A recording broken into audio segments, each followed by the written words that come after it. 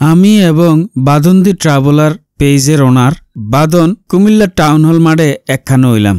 আমরার উদ্দেশ্য হইল জামু ফৌজদারি সাফরেমি একটা চা স্টল হইছে, এটার ভিতরে চা খাইতাম জামু।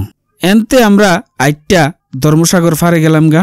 ধর্মসাগর ফার দিয়া আইটটা আস্তে আস্তে সাফরেমির দিকে রওনা হইলাম। এক কাপ চা খাওয়া হইব কইয়া বাদনে আমারে এই দুনিয়ার রাস্তাটা আড়াইতেছে। বাদন কই যাইতেছি? এই তো নতুন বলে একটা চা ফেমি হইছে, এই দোকানে চা খাইতাম যাইতেছি। চা খাইতাম যাইতেছি। তুই এই সার বিল দিব কেডা? সামনে আছেন না বড় ভাই? না না আমি পারতাম না, আমি তাহলে যাই গে। না আমার কাছে টিয়া নাই ভাই। না ভাই আমি পারতাম না। টিয়া কি দিয়েছে নাই কি লাগা? ভাই আমার কাছে টাকা পয়সা নাই, আমি গরিব মানুষ। গরিব মানুষ আমি এই কয় না, আমরা গরিব মানুষ। না না আমার কাছে টাকা পয়সা নাই, এর লাগি আমি ঘরতে বাইরে না। কি লাগা? বাড়ির সময় একটু ফুস ফাসলে বাইরে, কারণ আমার তো নাই তো কিচ্ছু। কিচ্ছু যদি না থাকে, একটা বাপ সাপও যদি না থাকে, মানুষ তো আমার ভাড়ায় মেরে লিব। এর লিগে আমি একটা বাপ সাপ লইয়া থাই। হ্যাঁ তো ভালোই তো। আচ্ছা সমস্যা নাই, আচ্ছা ঠিক আছে। এ বাদন চা দোয়ানো যাইয়া কিন্তু টাল্টি ফাল্টি করবা না। কি লিগা? না হেন যাইয়া আবার টাল্টি ফাল্টি করবা না। 10টা 20টা চা লই কি লিগা টাল্টি ফাল্টি করাম? চাইও কিন্তু গিদা চাই। আচ্ছা ঠিক আছে বড় ভাই। না না আমার কাছে টিয়া পয়সা নাই। আচ্ছা ঠিক আছে সমস্যা নাই। আইটা যখন ধর্মসাগর ফাটটা পার হইয়া কুমিল্লা পৌর পার্কটার ভিতরে দিয়া ঢুকিয়া বার হইয়া আমরা সাফরেমির দিকে আগাইয়া চললাম। হেন যাইয়া আমি আবার বাদনরে সচেতন করলাম, দেখ আমার কাছে কইলাম টেয়া পয়সা নাই, হেন যাইয়া কইলাম তালিমালি করিচ্ছা। আও কি তো আপনারা আছেন নি বালা?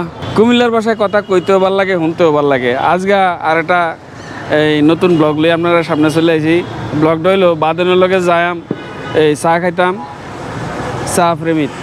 এটা নতুন হয়েছে, আমি আসলে কোনো সময় আইছি না। আর আমার আওনের নিয়ত আসিল না, কেরে আমার তো এত টেয়া নাই, বাদনের তো বলে টেয়া বেশি, এন এই চা খাওয়াইবো, আমার দাওয়াত দিয়ে লই আছে। তো চলেন দেই আজকে সাফরেমিটা কেমন। কইতে কইতে আইয়া পড়লাম, অর্থাৎ গল্প করতে করতে আইয়া পড়লাম সাফরেমির সামনে। আইয়া দেখি এটা সামনের যে গেটটা করছে খুবই সুন্দর, এন চা বানাইতেছে। কতক্ষণ রং ছিলাম, চাইয়া ভিতরের দিকে ঢুকলাম।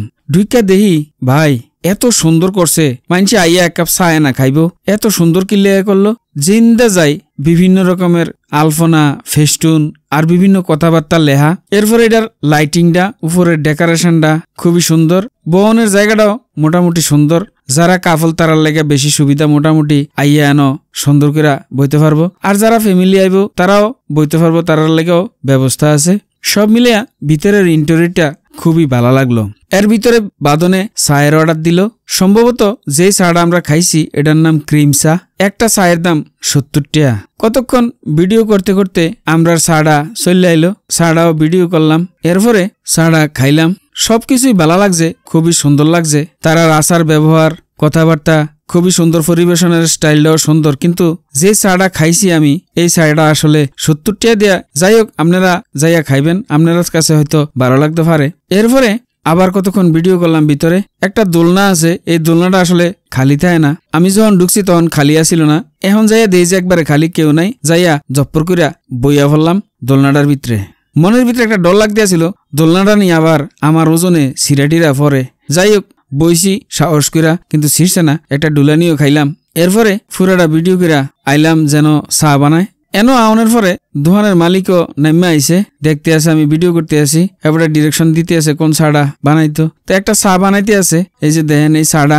এরকম চা বানাইতে আমি আর আসলে দেখছি না, তারা এই চাটা বানায়। এটা কি চা আমি জানি না, কিন্তু চা বানানোর স্টাইলটা আমার কাছে খুবই ভালো লাগছে, সুন্দর লাগছে। এন দুনিয়ার দুধ তারা গরম করতে আছে। সম্ভবত এটি সবটি আজগা তারা শেষ হয়ে যাব। এন থেকে খুব ভালো একটা স্মেল বার হইতে আসিল। এরম করতে করতে সন্ধ্যা হয়ে গেছে। আমরা তিনজনে এন থেকে আস্তে করে বিদ্যালয়ে চলে আইলাম।